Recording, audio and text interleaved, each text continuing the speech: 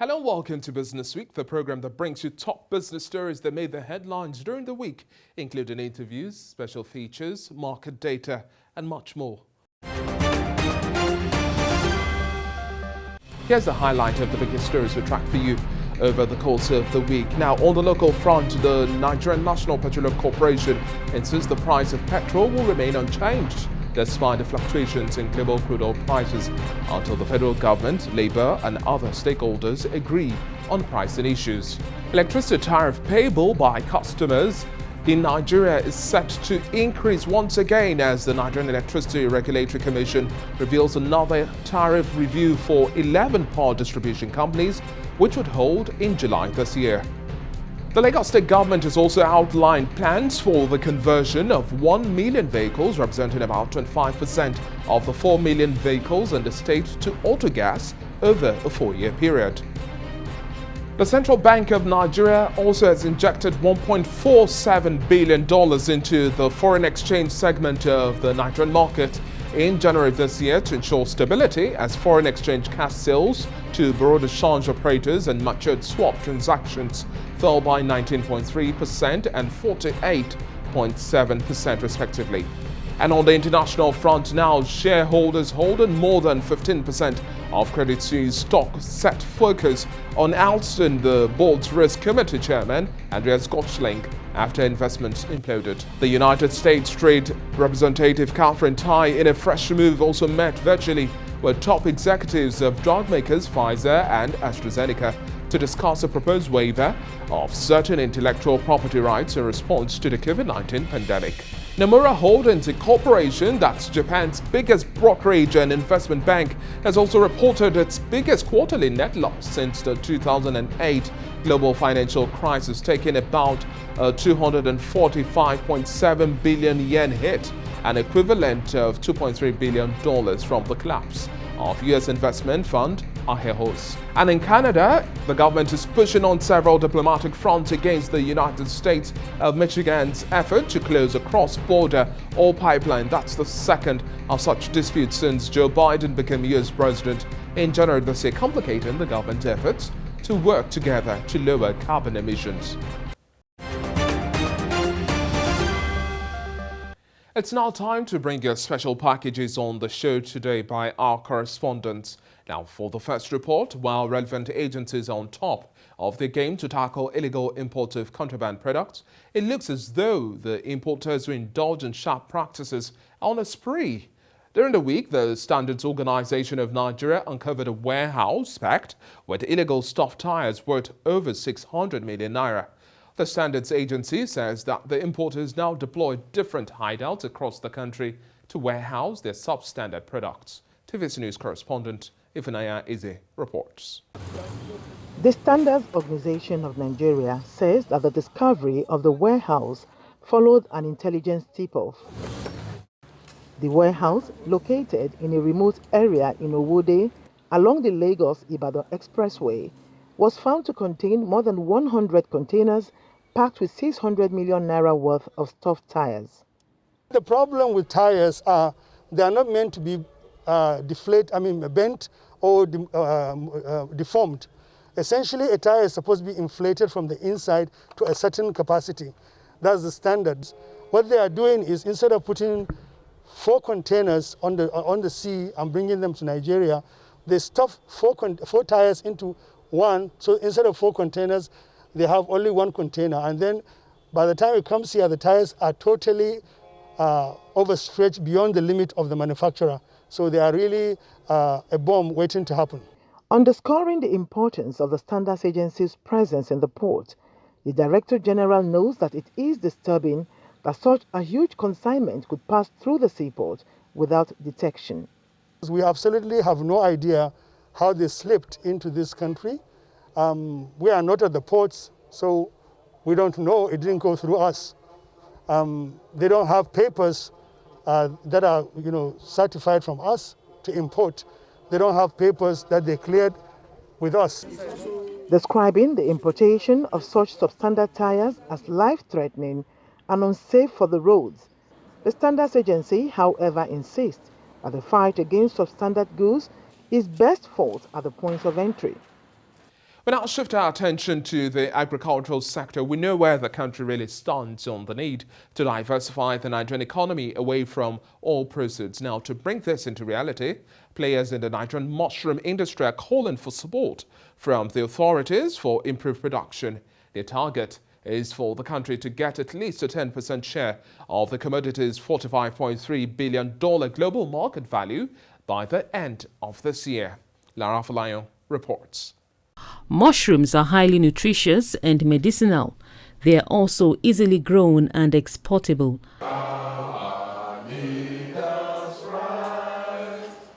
Farmers of the commodity say it has huge employment and non-income potentials. They believe it could provide 10 million skilled, semi-skilled and unskilled jobs if properly harnessed, resulting in wealth creation and poverty alleviation. Mushroom is one of those prolific products which is the new thing, new black gold of this century. Before now, mushroom was picked from the forest on dustbins and grew wild. As we speak now, there is mushroom bread. Yes. There is mushroom pie. There is mushroom cake. South Africa, Madagascar, Morocco, Algeria, Zimbabwe and Tunisia drive the bulk of Africa's mushroom production. Nigeria produces way lesser than these countries, and this is a huge concern to its growers who feel the country should be reaping greater benefits from farming the commodity. This is because a rise in global awareness for healthy diets has made it a more preferred substitute for meat. Mushroom is one of those very special products which you can start today, and within a month you can go into production. This is coming ahead of a mushroom conference that seeks to map out a sustainable growth strategy for the industry.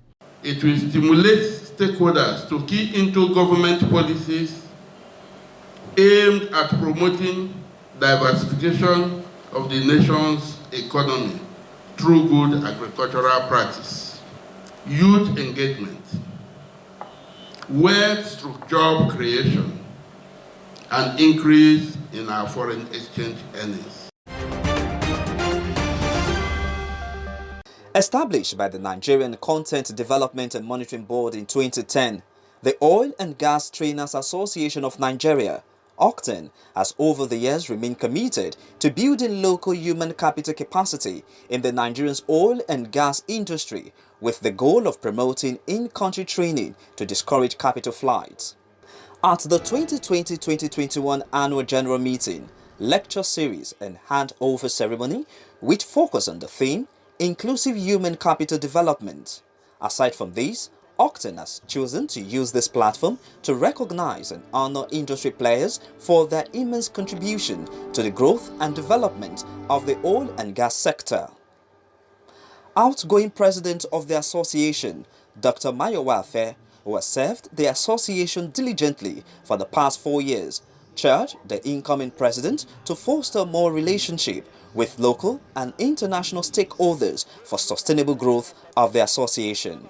Our major intention is to bring value to this country, to have retention of capacity and resources in this country. And we have all the resources.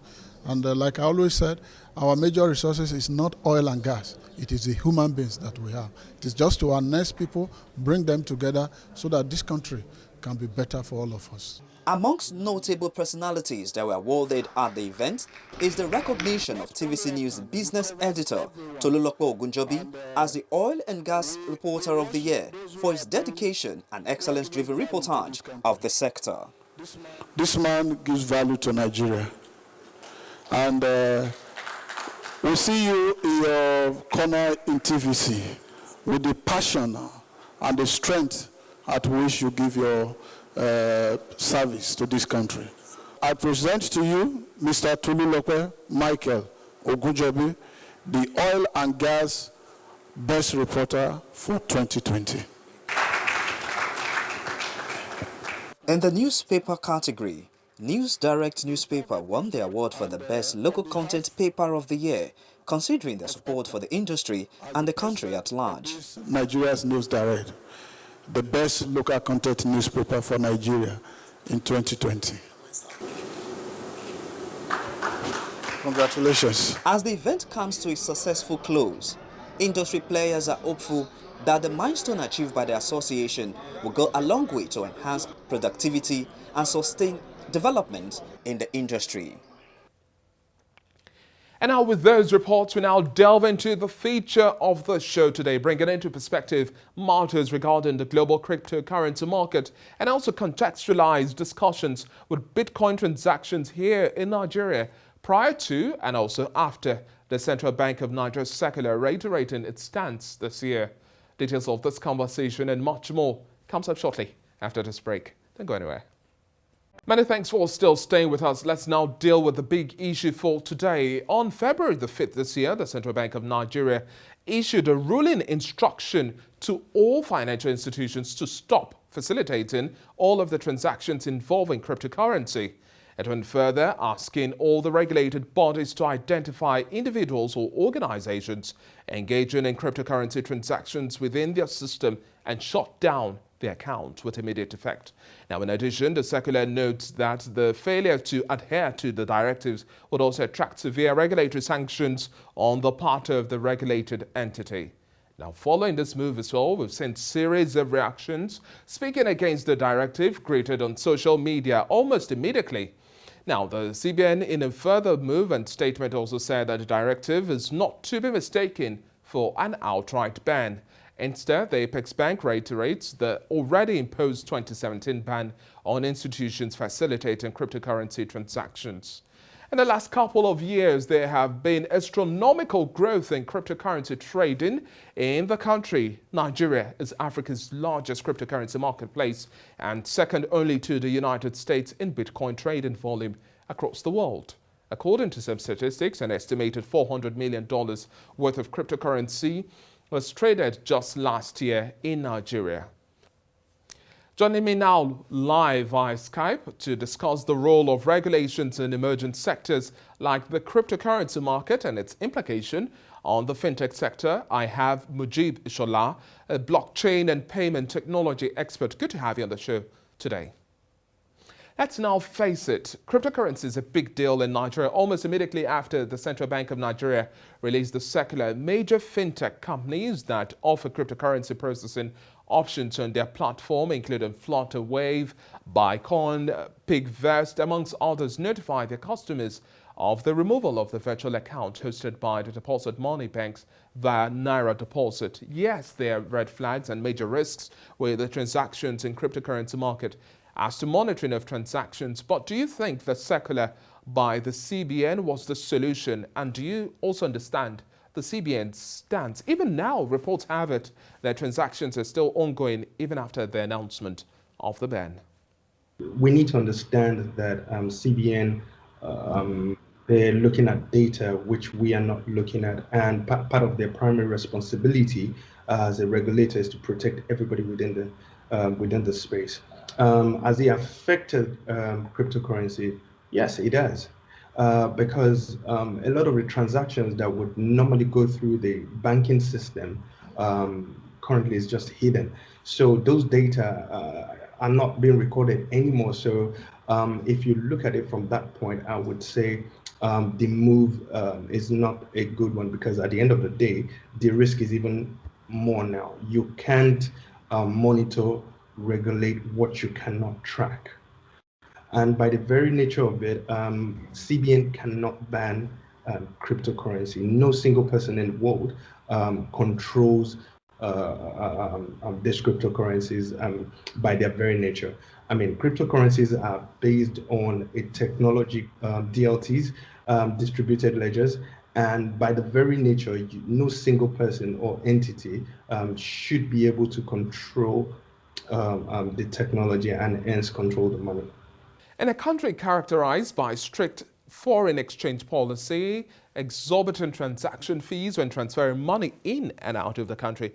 Millions of people turn to cryptocurrency to facilitate cheap and fast transactions. But how critical now would you say is the role of regulation to make sure that this is a completely acceptable legal transaction base in Nigeria? The role of regulation is very key. As we have it today, I mean, we are entering a token-based society, whether we like it or not. But it's going to happen, and it's already happening. Um, Regulation would help make things further transparent. If you look at the way finance works today, it is controlled by a lot of the traditional way of raising money and actually using money. But right now, we find ourselves in a situation where